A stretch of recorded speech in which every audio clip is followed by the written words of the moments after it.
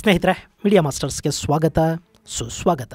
ಗೆಳೆಯರೆ, ರಷ್ಯಾದ ತೈಲ ಖರೀದಿಯ ಕಾರಣಕ್ಕೆ ಭಾರತದ ಮೇಲೆ 25% ಟ್ಯಾರಿಫ್ ಹೇರುವ ಟ್ರಂಪ್ ಬೆದರಿಕೆ ಕಾರ್ಯರೂಪಕ್ಕೆ ಬರುವುದಕ್ಕೆ ಇನ್ನೊಂದು ವಾರ ಬಾಕಿ ಇದೆ. ಆದರೆ ಅಮೆರಿಕ ಈ ಹೆಚ್ಚುವರಿ ಟ್ಯಾರಿಫ್ ಮುಂದುವರಿಸುತ್ತಾ ಅಥವಾ ಅದರಿಂದ ಹಿಂದೆ ಸರಿಯುತ್ತಾ ಅನ್ನೋ ಬಗ್ಗೆ ಇದುವರೆಗೆ ಯಾವುದೇ ಖಚಿತ ಮಾಹಿತಿ ಗೊತ್ತಾಗ್ತಾ ಇಲ್ಲ.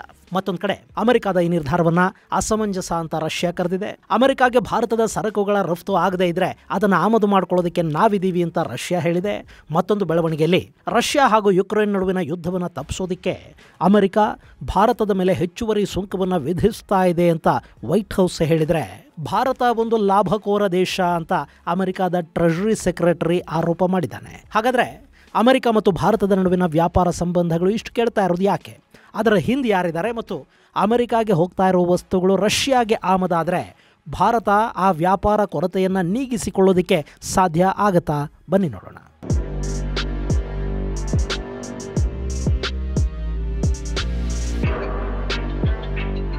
ಗೆಳೆಯರೆ, ರಷ್ಯಾದಿಂದ ಭಾರತ ಕಚ್ಚಾ ತೈಲವನ್ನು ಖರೀದಿ ಮಾಡಬಾರ್ದು, ಅದನ್ನು ತಕ್ಷಣ ನಿಲ್ಲಿಸಬೇಕು. ಇದು ಅಮೆರಿಕ ಭಾರತದ ಮೇಲೆ ಹೇರ್ತಾ ಇರೋ ಒತ್ತಡ. ಆದರೆ ಈ ಬಾರಿ ಯಾವುದೇ ಕಾರಣಕ್ಕೂ ಅಮೆರಿಕದ ಒತ್ತಡಗಳಿಗೆ ಮಣಿಯೋದಕ್ಕೆ ಭಾರತ ಸಿದ್ಧ ಇಲ್ಲ. ಇಲ್ಲಿ ಅಮೆರಿಕ ರಷ್ಯಾದ ತೈಲ ಅನ್ನೋ ನೆಪ ಹೇಳ್ತಾ ಇದೆ ಹೊರತು ಅವರ ಉದ್ದೇಶ ಭಾರತದ ಕೃಷಿ ಮಾರುಕಟ್ಟೆಯಲ್ಲಿ ಪ್ರವೇಶ ಪಡ್ಕೊಳ್ಳೋದು ಅನ್ನೋದು ಭಾರತಕ್ಕೆ ತುಂಬ ಚೆನ್ನಾಗಿ ಗೊತ್ತಿದೆ. ಇನ್ನು ಭಾರತ ಯಾರಿಂದ ಏನನ್ನು ಖರೀದಿ ಮಾಡಬೇಕು ಅನ್ನೋದು ಭಾರತದ ಆಂತರಿಕ ವಿಷಯ ಹಾಗೂ ಭಾರತದ ಲಾಭ ನಷ್ಟಗಳ ಲೆಕ್ಕಾಚಾರದ ಮೇಲೆ ಭಾರತ ಅದನ್ನು ನಿರ್ಧಾರ ಮಾಡಬೇಕೇ ಹೊರತು ಅಮೆರಿಕ ಅಥವಾ ಇನ್ಯಾವುದೋ ದೇಶ ನಿರ್ದೇಶನ ಕೊಡೋದಕ್ಕೆ ಆದೇಶ ಮಾಡೋದಕ್ಕೆ ಬರೋದಿಲ್ಲ. ರಷ್ಯಾ ಹೇಳೋ ಪ್ರಕಾರ ಭಾರತಕ್ಕೆ ಬೇರೆಲ್ಲ ದೇಶಗಳಿಗಿಂತ ಕಡಿಮೆ ಬೆಲೆಯಲ್ಲಿ ತೈಲವನ್ನು ರಷ್ಯಾ ಸರಬರಾಜು ಮಾಡ್ತಾ ಇದೆ. ತೈಲ ಮಾರುಕಟ್ಟೆಯ ಬೆಲೆ ಏನಿದೆ ಅದಕ್ಕಿಂತ ಕಡಿಮೆ ಬೆಲೆಗೆ ರಷ್ಯಾದ ತೈಲ ಭಾರತಕ್ಕೆ ಸಿಗ್ತಾ ಇದೆ. ಹೀಗಾಗಿ ಇದು ಭಾರತಕ್ಕೆ ಲಾಭವನ್ನು ಕೂಡ ತಂದುಕೊಡ್ತಾ ಇದೆ. ಇನ್ನು ಯುಕ್ರೇನ್ ರಷ್ಯಾ ಯುದ್ಧ ಶುರುವಾದ ನಂತರ ಭಾರತದ ತೈಲ ಆಮದು ಏನಿದೆ ಅದು ರಷ್ಯಾದ ಕಡೆಗೆ ಹೆಚ್ಚು ವಾಲಿದೆ ಅನ್ನೋದು ಸುಳ್ಳೇನಲ್ಲ. ಗೆಳೆಯರೆ, ಇಲ್ಲೊಂದು ಚಾರ್ಟ್ ಇದೆ ನೋಡಿ.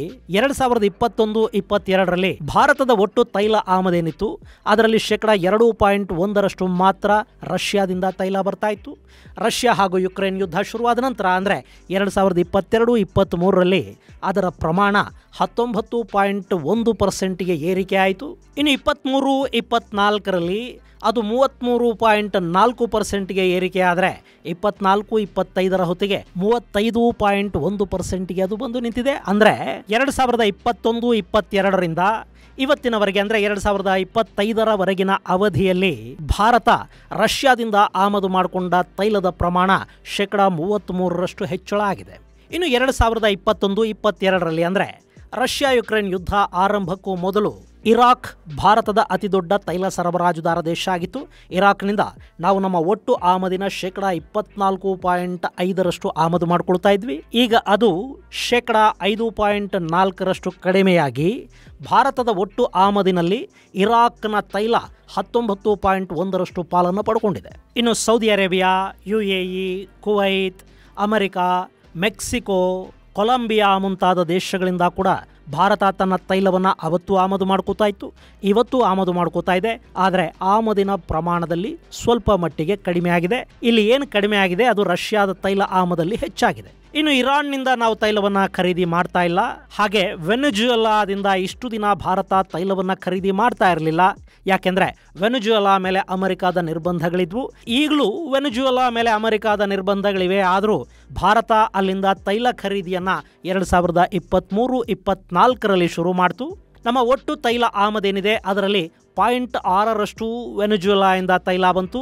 ಅದರ ನಂತರದ ವರ್ಷ ಅಂದರೆ 24-25ರಲ್ಲಿ 1% ತೈಲವನ್ನು ನಾವು ವೆನೆಜುವೆಲಾದಿಂದ ಆಮದು ಮಾಡಿಕೊಂಡಿದ್ದೀವಿ. ಸೊ ಯುದ್ಧಕ್ಕೆ ಮೊದಲು 2% ಮಾತ್ರ ಬರ್ತಾ ಇದ್ದ ರಷ್ಯಾದ ತೈಲ ಈಗ ಭಾರತದ ಒಟ್ಟು ತೈಲ ಆಮದಿನಲ್ಲಿ 35% ಪಾಲನ್ನು ಪಡ್ಕೊಳ್ತಾ ಇದೆ. ಹಾಗಂತ ರಷ್ಯಾದ ಎಲ್ಲ ತೈಲವನ್ನು ಭಾರತನೇ ಖರೀದಿ ಮಾಡ್ತಾ ಇದೆ ಅಂತಲ್ಲ. ನಮಗಿಂತ ಹೆಚ್ಚಿನ ಪ್ರಮಾಣದ ತೈಲ ಚೈನಾಗೆ ಹೋಗ್ತಾ ಇದೆ. ಟರ್ಕಿ ಕೂಡ ರಷ್ಯಾದಿಂದ ತೈಲವನ್ನು ಖರೀದಿ ಮಾಡ್ತಾ ಇದೆ. ಆದರೂ ಅಮೆರಿಕದ ಕಣ್ಣು ಬಿದ್ದಿರೋದು ಭಾರತದ ಮೇಲೆ. ಗೆಳೆಯರೆ, ಈ ಬಗ್ಗೆ ಮೊನ್ನೆ ಬ್ಲೂಮ್ಬರ್ಗ್ಗೆ ಹೇಳಿಕೆ ಕೊಟ್ಟಿರೋ ಅಮೆರಿಕದ ಟ್ರೆಜರಿ ಸೆಕ್ರೆಟರಿ ಸ್ಕಾಟ್ ಬೆಸೆಂಟ್ ಭಾರತವನ್ನು ಲಾಭಕೋರ ದೇಶ ಅಂತ ನಿಂದಿಸಿದ್ದಾರೆ.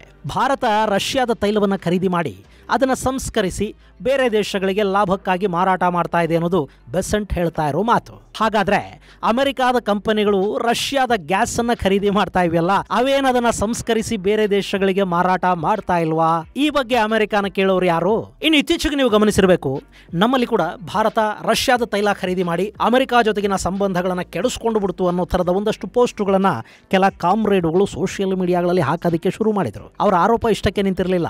ಭಾರತ ಅಮೆರಿಕ ಜೊತೆಗಿನ ಸಂಬಂಧಗಳನ್ನು ಪಣಕ್ಕಿಟ್ಟು ರಷ್ಯಾದಿಂದ ಖರೀದಿ ಮಾಡಿದ ತೈಲದಿಂದ ಲಾಭ ಯಾರಿಗಾಯ್ತು? ಜನಕ್ಕಂತೂ ಲಾಭ ಆಗಲಿಲ್ಲ ಅನ್ನೋ ಒಂದು ಕೊಂಕಲ್ಲಿತ್ತು. ಈ ಕಮ್ಯುನಿಸ್ಟರಿಗೆ ಅಮೆರಿಕಾದ ಮೇಲೆ ಪ್ರೀತಿ ಯಾವಾಗ ಶುರುವಾಯಿತು ಮತ್ತು ಅಮೆರಿಕ ಜೊತೆಗಿನ ಸಂಬಂಧಗಳನ್ನು ರಷ್ಯಾದ ತೈಲಕ್ಕಾಗಿ ಕೆಡಿಸ್ಕೋಬಾರ್ದಿತ್ತು ಅಂತ ಇವ್ರು ಯಾಕೆ ಹೇಳ್ತಾ ಇದ್ದಾರೆ? ಈ ಹಿಂದೆ ಅಮೆರಿಕ ಜೊತೆ ಮನಮೋಹನ್ ಸಿಂಗ್ ಅವರ ಸರ್ಕಾರ ಅಣು ಒಪ್ಪಂದ ಮಾಡಿಕೊಳ್ಳುತ್ತೆ ಅಂದಾಗ ಸರ್ಕಾರಕ್ಕೆ ಕೊಟ್ಟಿದ್ದ ಬೆಂಬಲವನ್ನು ಏಕಾಏಕಿ ವಾಪಸ್ಸು ಪಡ್ಕೊಂಡವರು ಇದೇ ಕಮ್ಯುನಿಸ್ಟರಲ್ವಾ?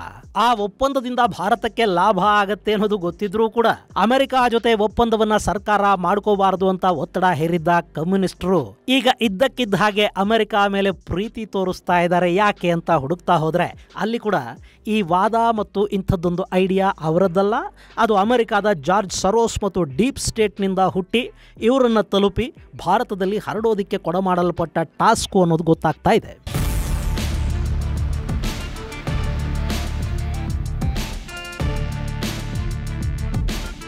ಗೆಳೆಯರೆ, ಇಲ್ಲಿ ರಷ್ಯಾದ ತೈಲವನ್ನು ಭಾರತ ಖರೀದಿ ಮಾಡಿದ್ದು ಭಾರತದಲ್ಲಿ ತೈಲ ಬೆಲೆ ಕಡಿಮೆ ಆಗುತ್ತೆ ಅಂತಲ್ಲ, ಜಾಗತಿಕವಾಗಿ ತೈಲ ಬೆಲೆ ಹೆಚ್ಚಾಗಿ ಅದರ ದುಷ್ಪರಿಣಾಮ ಭಾರತದ ಮೇಲೂ ಬಿದ್ದರೆ ಭಾರತದಲ್ಲಿ ಕೂಡ ತೈಲ ಬೆಲೆ ಏರಿಕೆ ಆಗುತ್ತೆ. ಹಾಗಾಗದ ಹಾಗೆ ತೈಲ ಬೆಲೆಯನ್ನು ನಿಯಂತ್ರಿಸಬೇಕು ಅನ್ನೋ ಕಾರಣಕ್ಕೆ ರಷ್ಯಾದ ತೈಲವನ್ನು ಖರೀದಿ ಮಾಡಲಾಯಿತು. ಸೊ ಅಲ್ಲಿ ರಷ್ಯಾದಿಂದ ತೈಲ ಖರೀದಿ ಮಾಡಿದ್ರು ಅಂದ ಕೂಡಲೇ ಪೆಟ್ರೋಲು ಡೀಸೆಲ್ಲು ಎಲ್ಲ ಫ್ರೀ ಕೊಡ್ತಾರೆ ಅಂತೇನಲ್ಲ. ಇನ್ನು ಇಲ್ಲಿ ಬರೀ ಅಂಬಾನಿ ಅದಾನಿ ಮಾತ್ರ ತೈಲವನ್ನು ಖರೀದಿ ಮಾಡಲಿಲ್ಲ, ಬದಲಿಗೆ ಭಾರತದ ಸರ್ಕಾರಿ ತೈಲ ಸಂಸ್ಥೆಗಳು ಕೂಡ ರಷ್ಯಾದಿಂದ ತೈಲವನ್ನು ಆಮದು ಮಾಡಿಕೊಂಡು. ಇನ್ನು ನಮ್ಮಲ್ಲಿ ರಷ್ಯಾದ ತೈಲದ ಲಾಭ ಯಾರಿಗೆ ಹೋಯಿತು? ಅಂಬಾನಿ ಅದಾನಿಗೆ ಹೋಯಿತು ಅಂತ ಕೆಲವರು ಸೋಷಿಯಲ್ ಮೀಡಿಯಾಗಳ ಮೂಲಕ ಹೇಳ್ತಾ ಹೋದ್ರಲ್ವಾ, ಅದೇ ಮಾತನ್ನ ಈಗ ಅಮೆರಿಕಾದ ಟ್ರೆಜರಿ ಸೆಕ್ರೆಟರಿ ಸ್ಕಾಟ್ ಬೆಸೆಂಟ್ ಕೂಡ ಹೇಳ್ತಾ ಇದ್ದಾರೆ. ಭಾರತ ರಷ್ಯಾದ ತೈಲವನ್ನು ಖರೀದಿ ಮಾಡಿ ಸಂಸ್ಕರಿಸಿ ಯುರೋಪಿಗೆ ಹಾಗೂ ಇನ್ನಿತರ ದೇಶಗಳಿಗೆ ಮಾರಾಟ ಮಾಡಿದೆ. ಅದರಿಂದ ಬಿಲಿಯಂತರ ಡಾಲರ್ಗಳ ಲಾಭ ಮಾಡಿಕೊಂಡಿದೆ. ಆ ಲಾಭ ಅಲ್ಲಿನ ಒಂದೆರಡು ಕುಟುಂಬಗಳಿಗೆ ಮಾತ್ರ ತಲುಪಿದೆ ಅನ್ನೋ ಮಾತನ್ನ ಸ್ಕಾಟ್ ಬೆಸೆಂಟ್ ಹೇಳ್ತಾ ಇದ್ದಾರೆ. ಅರೆ, ಅಮೆರಿಕಾದ ಆಪಲ್ ಕಂಪನಿ, ಇದೇ ಸ್ಕಾಟ್ ಬೆಸೆಂಟ್ ಅವರ ಕೀ ಸ್ಕ್ವೇರು, ಅಮೆರಿಕ ಅಧ್ಯಕ್ಷ ಟ್ರಂಪ್ ಅವರ ಟ್ರಂಪ್ ಆರ್ಗನೈಸೇಷನ್ನು, ಅವರ ಮಗನ ವರ್ಲ್ಡ್ ಲಿಬರ್ಟಿ ಫೈನಾನ್ಷಿಯಲ್ಲು, ಎಲನ್ ಮಸ್ಕ್ ಮಾಲೀಕತ್ವದ ಟೆಸ್ಲಾ, ಇವೆಲ್ಲ ಏನು ಬಂದ ಲಾಭವನ್ನು ಅಮೆರಿಕಾದ ಬಡವರಿಗೆ ಹಂಚ್ತಾ ಇವೆಯಾ? ವ್ಯಾಪಾರ ನಡೆಯೋದು ಹಾಗೇನೆ, ಯಾರು ಹೂಡಿಕೆ ಮಾಡ್ತಾರೆ ಅವರಿಗೆ ಲಾಭ ಬರುತ್ತೆ. ಆ ಕಂಪನಿಗಳಲ್ಲಿ ಕೆಲಸ ಮಾಡೋರಿಗೆ ವೇತನಗಳು ಭತ್ಯೆಗಳು ಸಿಗುತ್ತವೆ, ಉದ್ಯೋಗ ಸೃಷ್ಟಿಯಾಗತ್ತೆ, ಸಂಪತ್ತಿನ ಸೃಷ್ಟಿಯ ಮೂಲಕ ದೇಶಕ್ಕೆ ತೆರಿಗೆ ಬರುತ್ತೆ.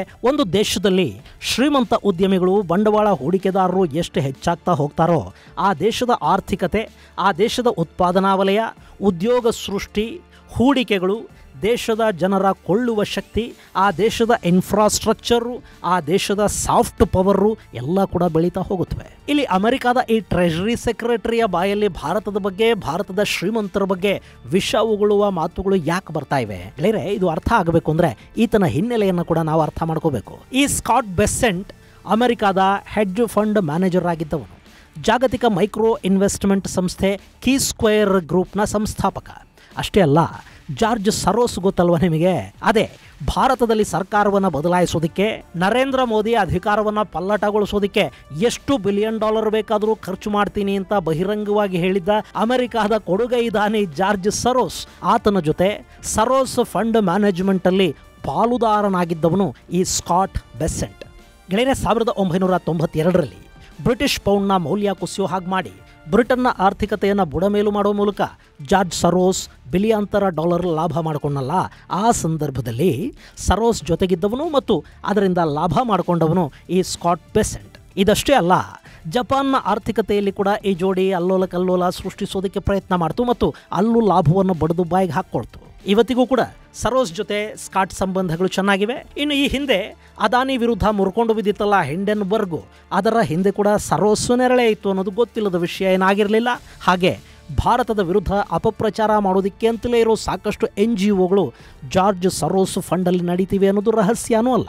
ಆ ಸರೋಸ್ಗೆ ಪಾಲುದಾರನಾಗಿದ್ದವನು ಸ್ಕಾಟ್ ಬೆಸೆಂಟ್. ಈಗ ಅಮೆರಿಕಾದ ಟ್ರೆಷರಿ ಸೆಕ್ರೆಟರಿ ಆಗಿದ್ದಾನೆ. ಸೊ ಈತ ಭಾರತದ ವಿರುದ್ಧ, ಅದರಲ್ಲೂ ಭಾರತದಲ್ಲಿ ಒಂದೆರಡು ಕುಟುಂಬಗಳು ಮಾತ್ರ ಲಾಭ ಮಾಡ್ಕೊಳ್ತಾ ಇವೆ ಅನ್ನೋ ಮಾತುಗಳನ್ನ ಯಾಕೆ ಹೇಳ್ತಾ ಇದ್ದಾನೆ ಅನ್ನೋದು ನಿಮಗೀಗ ಅರ್ಥ ಆಗಿರಬೇಕು. ಹಾಗೆ ಅದಾನಿ ಅಂಬಾನಿ ಬಗ್ಗೆ ಪದೇ ಪದೇ ಮಾತಾಡೋ ಇಲ್ಲಿನ ನಾಯಕರಿಗೆ ಅಲ್ಲಿ ಟ್ಯೂಷನ್ ಆಗ್ತಾ ಇದೆಯಾ ಅಥವಾ ಇವರೇ ಅವರಿಗೆ ಟ್ಯೂಷನ್ ಮಾಡ್ತಾ ಇದ್ದಾರಾ ಅನ್ನೋ ಅನುಮಾನ ನಿಮಗೇನಾದರೂ ಬಂದರೆ ಅದಕ್ಕೆ ನಾನು ಜವಾಬ್ದಾರ ಅಲ್ಲ, ಅದಕ್ಕೆ ನನ್ನ ಬಳಿ ಉತ್ತರ ಕೂಡ ಇಲ್ಲ. ಸೊ ಸ್ಕಾಟ್ ಬೆಸೆಂಟ್ ಅನ್ನೋದು ಈ ಬಾರಿಯ ಟ್ರಂಪ್ ಸರ್ಕಾರದ ಅವಧಿಯಲ್ಲಿ ಭಾರತದ ಪಾಲಿಗೆ ದೊಡ್ಡ ತಲೆನೋವಾಗ್ತಾ ಇರುವ ಹೆಸರು. ಇತ್ತೀಚಿನವರೆಗೆ ಎಲನ್ ಮಸ್ಕ್ ಹಾಗೂ ನಮ್ಮ ಸುರ್ಮಾ ಗಿರಾಕಿ JD ವ್ಯಾನ್ಸ್ ಇಬ್ಬರು ಟ್ರಂಪ್ ಅಕ್ಕಪಕ್ಕ ಹೆಚ್ಚು ಕಾಣಿಸ್ಕೊಳ್ತಾ ಹೇಗೆ ಪ್ರಭಾವ ಬೆಳೆಸ್ಕೊಂಡು ಹಾಗೆ ಕಾಣ್ತಾ ಇದ್ರೋ ಈಗ ಅಷ್ಟೇ ಪ್ರಭಾವಶಾಲಿಯಾಗಿ ಈ ಸ್ಕಾಟ್ ಕಾಣಿಸ್ತಾ ಇದ್ದಾರೆ. ಇನ್ನು ಈ ಸ್ಕಾಟ್ ಬೆಸೆಂಟ್ ಅವರನ್ನ ಅಮೆರಿಕದ ವಾಲ್ ಸ್ಟ್ರೀಟ್ ಅಂದರೆ ಅಲ್ಲಿನ ಆರ್ಥಿಕ ಮಾರುಕಟ್ಟೆಯನ್ನೇ ಅಥವಾ ಸಟ್ಟಾ ಬಜಾರನ್ನೇ ಶೇರ್ ಮಾರುಕಟ್ಟೆ ಅಂತ ಅಂತೀವಲ್ಲ, ಅಲ್ಲಿನ ಜನ ಅಮೆರಿಕ ಸರ್ಕಾರದಲ್ಲಿನ ತಮ್ಮ ಪ್ರತಿನಿಧಿ ಅಂತ ಭಾವಿಸ್ತಾರೆ. ಇಂಥ ಸ್ಕಾಟ್ ಬೆಸೆಂಟ್ ಭಾರತದ ವಿರುದ್ಧ ಟ್ರಂಪ್ ನಿರ್ಧಾರಗಳನ್ನು ನಿರ್ದೇಶಿಸುವ ಕೆಲಸವನ್ನು ಮಾಡ್ತಾ ಇದ್ದಾರೆ. ಇದರ ಪರಿಣಾಮವೇ ಭಾರತದ ಮೇಲೆ ಬೀಳ್ತಾ ಇರುವ ಹೆಚ್ಚುವರಿ ಟ್ಯಾರಿಫ್ ಬೆದರಿಕೆ ಅಂತ ಹೇಳಲಾಗ್ತಾ ಇದೆ.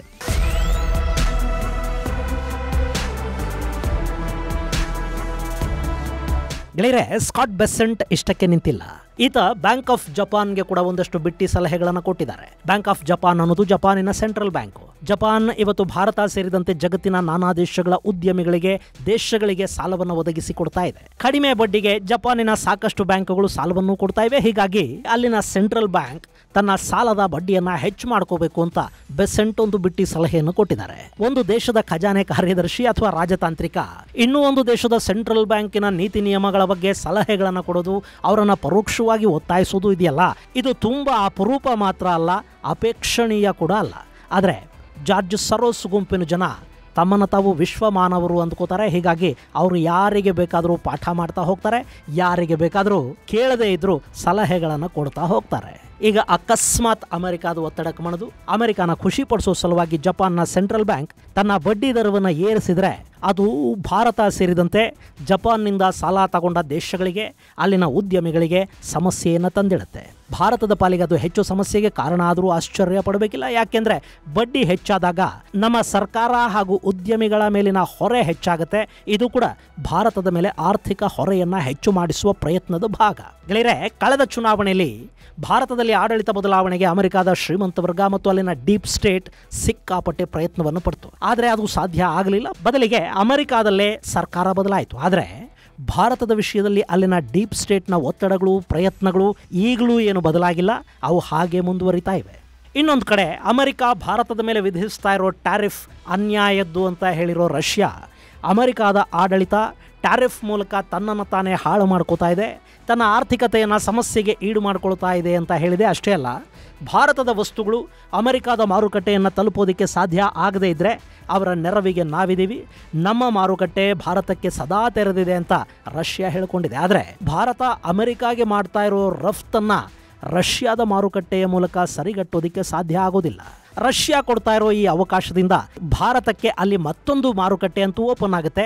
ಜೊತೆಗೆ ಯುರೋಪ್, ಏಷ್ಯಾನ್ ದೇಶಗಳು, ಆಫ್ರಿಕಾ, ದಕ್ಷಿಣ ಅಮೆರಿಕಾಗಳಲ್ಲಿ ಕೂಡ ಭಾರತ ತನ್ನ ಮಾರುಕಟ್ಟೆಯ ವಿಸ್ತರಣೆಗೆ ಮುಂದಾಗಬೇಕಾಗತ್ತೆ. ಇನ್ನು ಈಗ ಭಾರತದಲ್ಲಿ ತರಲಾಗ್ತಾ ಇರೋ GST ಬದಲಾವಣೆಗಳು ಖಂಡಿತ ನಮ್ಮ ಉತ್ಪಾದನಾ ವೆಚ್ಚವನ್ನು ಕಡಿಮೆ ಮಾಡುವ ಮತ್ತು ಅಂತಾರಾಷ್ಟ್ರೀಯ ಮಾರುಕಟ್ಟೆಯಲ್ಲಿ ಕೂಡ ಭಾರತ ಕಾಂಪೀಟ್ ಮಾಡೋದಕ್ಕೆ ಬೇಕಾದ ವ್ಯವಸ್ಥೆಗಳನ್ನು ಕಲ್ಪಿಸಿಕೊಡುತ್ತವೆ. ಇದು ಅಮೆರಿಕಾದ ಬಣ್ಣ ಬರೀ ಭಾರತಕ್ಕಷ್ಟೇ ಅಲ್ಲ, ಇಡೀ ಜಗತ್ತಿಗೆ ಗೊತ್ತಾಗುವ ಕಾಲ ಅಷ್ಟೇ. ಇದು ಗೆಳೆಯರೆ, ಭಾರತದ ಪಾಲಿಗೆ ತಲೆನೋವಾಗ್ತಾ ಇರುವ ಸ್ಕಾಟ್ ಬೆಸೆಂಟ್ ಕುರಿತಾದ ಒಂದಷ್ಟು ಮಾಹಿತಿ. ಮುಂದಿನ ಸಂಚಿಕೆಯಲ್ಲಿ ಮತ್ತಷ್ಟು ವಿಶೇಷಗಳ ಜೊತೆ ಮತ್ತೆ ಭೇಟಿಯಾಗೋಣ. ಅಲ್ಲಿವರೆಗೆ ಜೈ ಹಿಂದ್, ಜೈ ಕರ್ನಾಟಕ. ನಿಮ್ಮಲ್ಲಿ ಸಾಕಷ್ಟು ಜನ ಯೂಟ್ಯೂಬ್ ಚಾನಲ್ಗಳನ್ನು ಮಾಡಬೇಕು ಅಂತ ಅಂದ್ಕೊಂಡಿರ್ತೀರಿ. ಮತ್ತಷ್ಟು ಜನ ಈಗಾಗಲೇ ಚಾನಲ್ಗಳನ್ನು ಮಾಡಿರ್ತೀರಿ. ಆದರೆ ಅವುಗಳನ್ನು ಹೇಗೆ ಮುಂದುವರಿಸಬೇಕು ಅನ್ನೋದು ಗೊತ್ತಾಗದ ಗೊಂದಲದಲ್ಲಿರ್ತೀರಿ. ನಿಮಗಾಗಿನೇ ನಾವು ಇದೇ ಆಗಸ್ಟ್ 29, 30 ಮತ್ತು 31ನೇ ತಾರೀಕು ಆಫ್ಲೈನ್ ತರಬೇತಿ ಕಾರ್ಯಕ್ರಮವನ್ನು ಆಯೋಜಿಸ್ತಾ ಇದ್ದೀವಿ. ಹೆಚ್ಚಿನ ಮಾಹಿತಿಗಾಗಿ 9972379459 ನಂಬರ್ಗೆ ಸಂಪರ್ಕಿಸಿ.